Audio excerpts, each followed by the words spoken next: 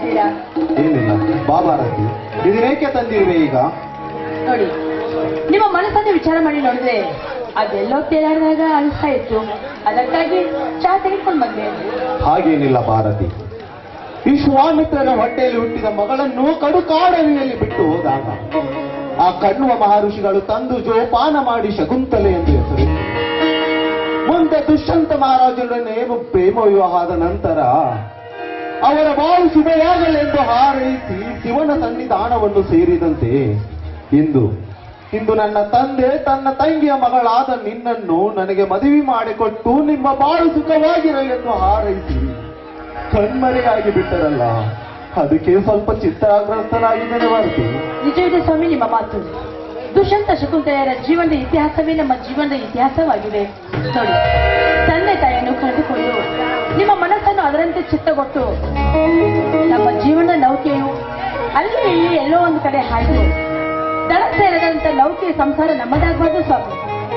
ಅದಕ್ಕಾಗಿ ನಿಮ್ಮ ಮನಸ್ಸನ್ನು ಅತ್ತ ಇತ್ತ ಹರಿಬಿಡದೆ ನಮ್ಮ ಸಂಸಾರದತ್ತ ನಿಮ್ಮ ಮನಸ್ಸನ್ನು ತೆಗೆದುಕೊಂಡು ಬನ್ನಿ ಅಂತ ಹೇಳ್ತಾ ಇದ್ದೀನಿ ನಾನು. ಹೌದು ಭಾರತ್, ನೀನು ಹೇಳುವ ಮಾತು ನಿಜ. ಮನೆಗೆ ಹಿರಿಯರಾದ ನಾವೇ ಹೀಗೆ ಚಿಂತಾಗ್ರಸ್ತರಾಗಿ ಕುಳಿತುಕೊಂಡರೆ ಓದಿನಿಂದ ಮುತ್ತೆ ಹೋಗುತ್ತಿರುವ ನನ್ನ ತಮ್ಮಂದಿರ ಬಾಳಿಗೆ ನಾವೇ ಅಡ್ಡಗುಡ್ಡೆ ಆದಂತಾಗುತ್ತದೆ. ಸ್ವಾಮಿ, ನಿಮ್ಮ ಆಸೆಯನ್ನು ನಾನು ಸಿದ್ಧವಹಿಸಿ ಪಾಲಿಸುತ್ತೇನೆ. ನನ್ನ ಮೈದುನರಲ್ಲ, ನನ್ನ ಹೊಟ್ಟೆಯಲ್ಲಿ ಹುಟ್ಟಿದ ಹೆತ್ತ ಮಕ್ಕಳಿಗಿಂತ ಹೆಚ್ಚು ಅಂತ ಜೋಪಾನ ಮಾಡ್ತೀನಿ. ತಂದೆ ತಾಯಿ ಆಶ್ರಯವಿಲ್ಲದೆ ಅತ್ತೆ ಮಾವಂದರ ಪೋಷಣೆಯಲ್ಲಿ ಬೆಳೆದಿರೋ ನಾನು ನನ್ನ ಮೈದುನರನ್ನು ನನ್ನ ಜೀವಕ್ಕಿಂತ ಹೆಚ್ಚಾಗಿ ಜೋಪಾನ ಮಾಡ್ಕೊತೀನಿ ಅಂತ ನಿಮಗೆ ನಾನು ವಚನ ಕೊಡ್ತೀನಿ ಸ್ವಾಮಿ. ಹೌದು ಭಾರತಿ, ನನಗೆ ನಿನ್ನಂತ ಮಡದಿಯನ್ನು ಪಡೆದ ನಾನೇ ಧನ್ಯ. ಅದಾವ ಜನ್ಮದ ಪುಣ್ಯವಿತ್ತವೇನೋ ಭಾರತಿ, ನೀನು ನನ್ನ ಮಡದಿಯಾಗಿ ದೊರೆತಿತ್ತು. ಆದರೆ ಒಂದು ಮಾತು ಭಾರತಿ, ಹೇಳಿ ಸ್ವಾಮಿ, ಅದಾವ ಮಾತು. ನನ್ನಿಬ್ಬರ ತಮ್ಮಂದಿರನ್ನು ನಿನ್ನ ಹೆತ್ತು ಮಕ್ಕಳಂತೆ ಸಾಕಿ ಅವರಿಗೆ ಯಾವ ದುಃಖಗಳನ್ನು ಕಷ್ಟಗಳನ್ನು ಕೊಡದೆ ನಿನ್ನ ಸ್ವಂತ ಮಕ್ಕಳಂತೆ ಸಾಕಿದರೆ ಮಾತ್ರ ನೀನು ನನ್ನ ಮಡದಿಯಾದದ್ದಕ್ಕೂ ಸಾರ್ಥಕವಾಗುತ್ತದೆ. ಹಾಗೆ ಆಗಲಿ ಸ್ವಾಮಿ, ನಿಮ್ಮಿಷ್ಟದಂತೆ ನನ್ನ ಮೈದುನರನ್ನು ಹೆತ್ತ ಮಕ್ಕಳಿಗಿಂತ ಹೆಚ್ಚಾಗಿ ಜೋಪಾನ ಮಾಡ್ತೀನಿ. ಈಗಲಾದ್ರೂ ಖುಷಿ ಐತೆ ನಿಮ್ಮ ಮನಸ್ಸಿಗೆ? ವರ್ಣರಂಜಿತವಾಗಿ ಉದಯಿಸಿದ ರವಿಕಿರಣ ಕಂಡು ಗುಲಾಬಿ ಮೊಗ್ಗೊಂದು ಗಹಿಗೈಸಿ ನಗುವಂತೆ ಇಂದು ನಿನ್ನ ಕೆಂದಾವರಿ ತುಡಿಯಿಂದ ಹರಿದು ಬರುತ್ತಿರುವ ಪ್ರೇಮರಾಗಲಿಲ್ಲ ಒಂದು ನುಡಿಯನ್ನು ನುಡಿಸಿ ನನ್ನ ಮನ ತಣಿಸಬಾರದೆ ನನ್ನ ರಾಣಿ? ಹೌದು, ಹಾಗಾದ್ರೆ ನಮ್ಮಿಬ್ಬರ ಪ್ರೇಮ ಮಿಲನಕ್ಕೆ ಉದಯಿಸುವ ಭಾಸ್ಕರನನ್ನು ಕಳಿಸಲು ನೀವಾಗಿ ಬರಬಾರ್ದೇ ನನ್ನ ರಾಜ?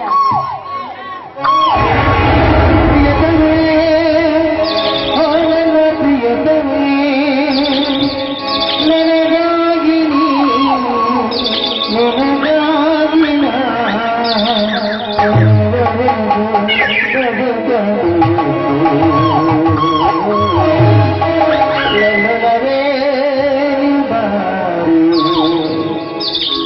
ಚಲವೇ ಪರಿವಾರೆ ಹರಿಬಂದ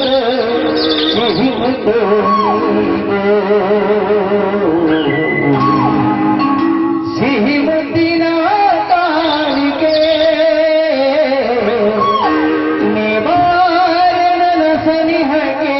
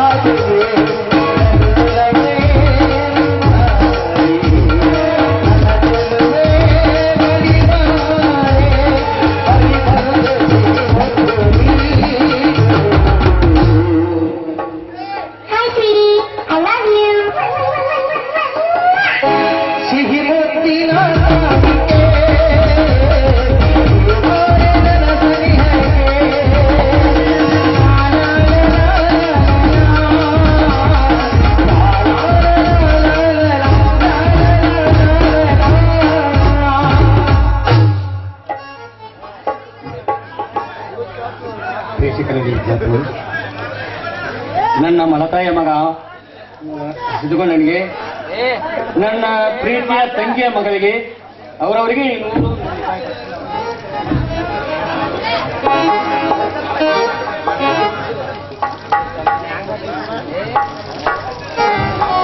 ಬಸಪ್ಪ ಜಮಖಂಡಿಗಳು ಮಾಲ್ಪಕಲೆಯನ್ನು ಕಂಡು ತಲಾ 100 ರೂಪಾಯಿ ಕೊಟ್ಟಿದ್ದಾರೆ. ಅವ್ರನ್ನ ತುಂಬಾನೇ ಆಭಾರಿಯಾಗಿದೆ. ಈ ನಾಟಕದಲ್ಲಿ ನನ್ನ ತಂದೆ ಪಾತ್ರ ಮಾಡಿದಂತ ಪರಸುಮುತ್ತೆ ಜಮಖಂಡಿಯವರು 100 ರೂಪಾಯಿ ಕಲಾ ಕಾಣಿಕೆಯನ್ನು ಕೊಟ್ಟಿದ್ದಾರೆ. ಆ ದೇವರು ಅವರಿಗೆ ಒಳ್ಳೇದು ಮಾಡಿ.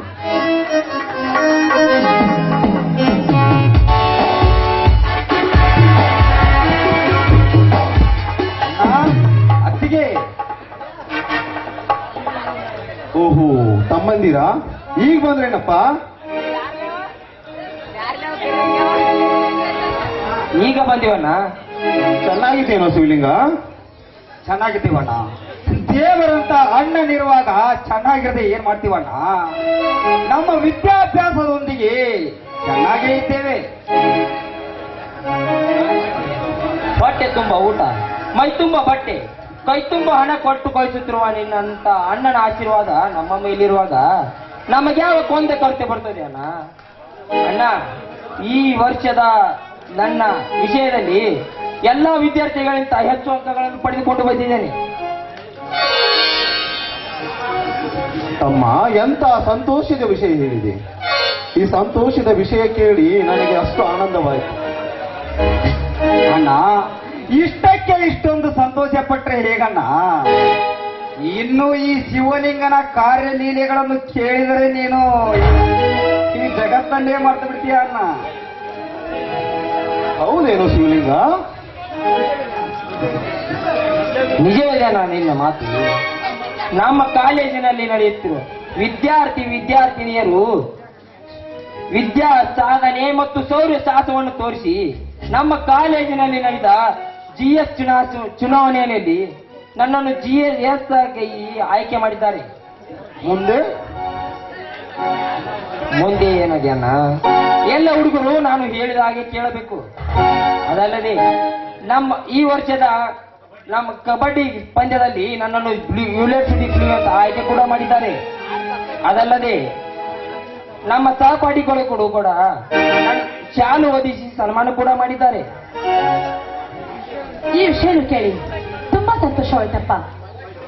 ಮೈದುರ, ಈ ನಿನ್ನನ್ನು ಓದಿಸುತ್ತಿರುವುದಕ್ಕೆ, ನಿಮ್ಮನ್ನ ಕಷ್ಟಪಟ್ಟು ನಿನಗೆ ಇಷ್ಟೊಂದು ವಿದ್ಯಾಭ್ಯಾಸ ಮಾಡಿಸಿದಕ್ಕೆ ತುಂಬಾ ಸಾರ್ಥಕವಾಯ್ತಪ್ಪ. ನೋಡು, ತಂದೆ ತಾಯಿ ಹಣದ ಮಗನು ನೀನು ಅವರ ಕೀರ್ತಿ ತರುವಂತ ಸತ್ಪುತ್ರನಾದೆಯಪ್ಪ. ಅದು ಅಲ್ಲದೆ ಹಣದ ಆಹುತಿಯಿಂದ ಹೆಚ್ಚೆತ್ತ ಜಾಗವನ್ನು ಶ್ರೀಮಂತರು ತೆಗೆದುಕೊಳ್ಳುತ್ತಾರೆ. ಆದ್ರೆ ಬಡವರ ಮನೆತನದಲ್ಲಿ ಹುಟ್ಟಿದ ನೀನು ಅವರ ಹೆಸರನ್ನು ಕೆಸರಿನಲ್ಲಿ ಚೆಲ್ಲಿದ ಹಾಗೆ ಮಾಡಿದೆ ಅಂದ್ರೆ ನೀನು ತುಂಬಾ ದೊಡ್ಡ ವಿದ್ಯಾವಂತನಪ್ಪ. ಅದು ಅಲ್ಲದೆ ಮುಂದೆ ನೀನು ದೊಡ್ಡ ಅಧಿಕಾರಿಯಾಗಿ ಈ ಜಗತ್ತನ್ನು ಉದ್ಧರಿಸೋದು ನಿನ್ನ ಕೈಯಲ್ಲಿದೆ. ನೀನು ನುಡಿದ ವಾಣಿ ನಿಜವಾದರೆ ಹೆತ್ತಮ್ಮ ನಾನಿಗೂ ನಿನ್ನ ಸತ್ಯ ಪಥವನ್ನು ಎತ್ತಿ ಹುಡುಕೇನೆ. ಅತ್ತಿಗೆ, ನನಗೆ ನಂಬಿಕೆ ಇದೆಯಪ್ಪ. ನೀನು ಯಾವಾಗ ಶ್ರೀಮಂತರ ಮಕ್ಕಳನ್ನು ಸದೆ ಬಡಿದು ಸಾಕಷ್ಟು ಜಾಸ್ತಿ ಅಂಕಗಳನ್ನು ಪಡೆದುಕೊಂಡಿದೆಯೋ ಅವಾಗ ನೀನು ಒಳ್ಳೆಯವನು ಅಂತ ನನಗೆ ತುಂಬಾ ಚೆನ್ನಾಗಿ ಅರ್ಥವಾಯಿತು. ಶ್ರೀಮಂತರೆಂದರಿಗೆ ತನಗೆ ತಕ್ಷಣ ನೆನಪಾಯಿತು. ಅತ್ತಿಗೆ, ಈ ಊರಿನ ಶ್ರೀಮಂತನಾದ ಸಿದ್ದಪ್ಪನ ಮಗ ರಮೇಶನಿದ್ದಾನಲ್ಲ, ಅವನು ಈ ವರ್ಷದ ಪರೀಕ್ಷೆಯಲ್ಲಿ ನನ್ನ ಮುಂದೆ ಅವನ ತಲೆ ಕೆಳಗಾಗಿ ಬಿಟ್ಟಿತು. ಅತ್ತಿಗೆ ಅಂದ್ರೆ ಏನೋ ಅತ್ತಿಗೆ, ಫಸ್ಟ್ ಕ್ಲಾಸ್ ನಲ್ಲಿ ಫೇಲ್ ಆಗಿರುವಂತೆ ತಿಳಿದುಕೊಂಡು ಬಿಡ್ರಿ. ಏನು, ನಮ್ಮ ಶ್ರೀಮಂತ ಸಿದ್ದಪ್ಪ ಸಾವುಕಾರನ ಮಗ ಫೇಲ್ ಆದನೆ?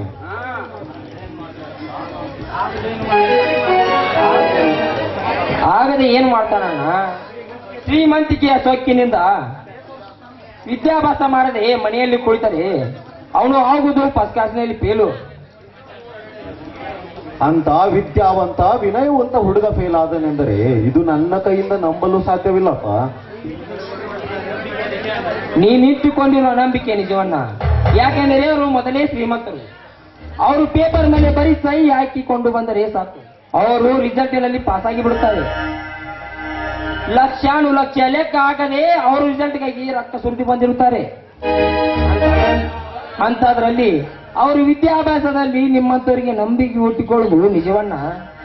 ಶ್ರೀಮಂತರ ಆಟ ಹೇಗಾದರೂ ನಡೆಯುತ್ತದೆ. ಅವರ ಬಗ್ಗೆ ತಲೆ ಕೆಡಿಸಿಕೊಂಡು ನಾವೇಕೆ ವಿಚಾರಿಸಬೇಕು? ಅಣ್ಣ, ತಮ್ಮ ಶಿವಲಿಂಗನ ವಿದ್ಯಾಭ್ಯಾಸದ ಬಗ್ಗೆ ಮುಂದಿನ ವಿಚಾರ ಮರೆತೇ ಬಿಟ್ಟಂತಾಯಿತು.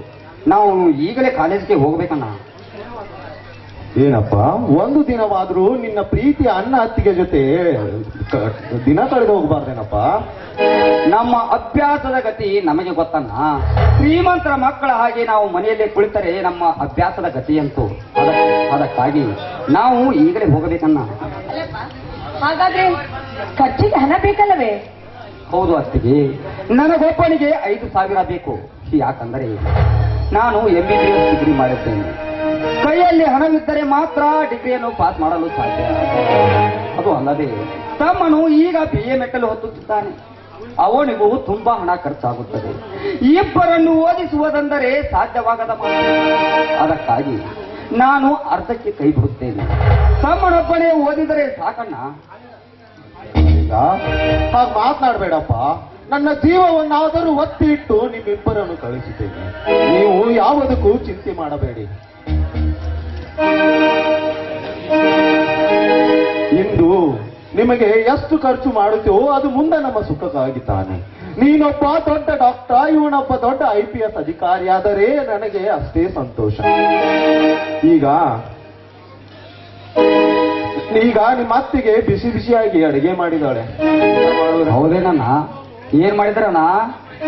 ಅತಿಯೇ ಏನು ಸ್ಪೆಷಲ್? ಹೋಳಿಗೆ ಮಾಡಿದ್ದೇನೆ. ಹೋಳಿಗೆ ನಾನು ತಿನ್ನಲ್ಲ ಅತ್ತೆ. ಅಪ್ಪ, ನಮ್ಮ ಮನೇಲಿ ನೀವು ಕೆಲವೆಲ್ಲ ಮಾಡೋದಿಲ್ಲ. ಇವಾಗ ಉಪವಾಸ ಇರ್ಬೇಕಾಗತ್ತೆ, ಸುಮ್ನೆ ಬಾ.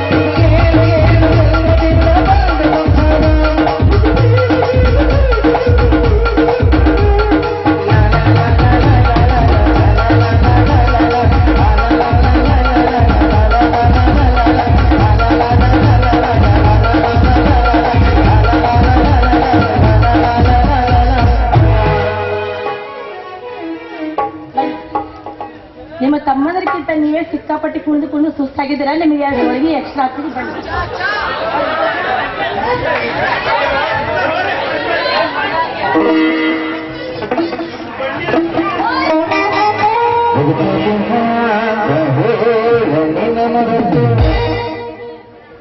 ವೆಂಕಪ್ಪ ದುಂಡಪ್ಪ ಮಳ್ಳಿ ಇವರಾದರೂ ಸಾವುಕಾರ ಸಿದ್ದ